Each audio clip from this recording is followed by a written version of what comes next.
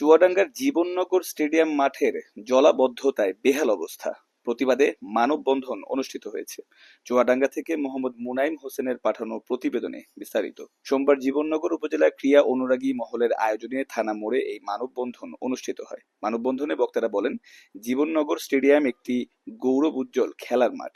এই মাঠেই খেলাধুলা করে জীবননগরের অনেক নামি দামি খেলোয়াড়রা বাংলাদেশের জন্য সুনাম কুড়িয়েছেন।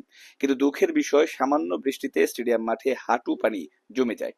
পানি নিষ্কাশনের সুব্যবস্থা না থাকায় এখানে দীর্ঘদিন ধরে পানি জমে থাকে, যার ফলশ্রুতিতে খেলোয়াড়রা খেলাধুলা থেকে বঞ্চিত হওয়া সহ অনেকেই মাদকের সাথে জড়িয়ে পড়ছে। এদিকে স্টেডিয়ামের পাশ দিয়ে একটি ড্রেন নির্মিত হলেও বাস্তবিক দিক থেকে এটি একটি অসম্পূর্ণ ড্রেন। কারণ ড্রেনটি স্টেডিয়াম থেকে সামান্য কিছু দূর গিয়ে শেষ হয়, অর্থাৎ নদী বা খালের সাথে সংযোগ ছাড়াই ড্রেনের কার্যক্রম কাজ শেষ হয়। যার ফলে ড্রেনের পানি সামনের দিকে না যেয়ে স্টেডিয়াম মাঠ নিচু হওয়ার কারণে সকল পানি স্টেডিয়ামে চলে আসে, যার ফলে সৃষ্ট হয় দীর্ঘ সময়ের জলাবদ্ধতা। এছাড়াও এখানকার ক্রীড়া সংস্থা ভবনের অবস্থা আরো খারাপ। খাবার পানি, বিদ্যুৎ, এমনকি টয়লেটের সুব্যবস্থা না থাকায় এখানকার খেলোয়াড়দের পড়তে হয় নানা ধরনের বিড়ম্বনায়।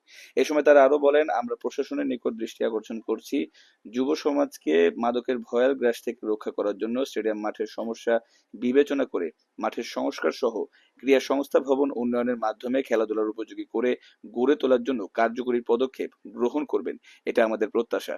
মানববন্ধনে উপস্থিত ছিলেন জীবননগর আলোকিত ফুটবল একাডেমির সভাপতি কাজী মামুনুজ্জামান আদুন, সাধারণ সম্পাদক সাইদুর রহমান, ডিগ্রি কলেজের সহকারী অধ্যাপক আমিনুল ইসলাম তারেক, ক্রীড়া অনুরাগী ইকবাল হোসেন, হেলাল উদ্দিন, কাজী রাজু, মমিন উদ্দিন, চাঁদ, জাহাঙ্গীর আলম, আবু সাইদ সহ আলোকিত ফুটবল একাডেমির সকল খেলোয়াড়বৃন্দ।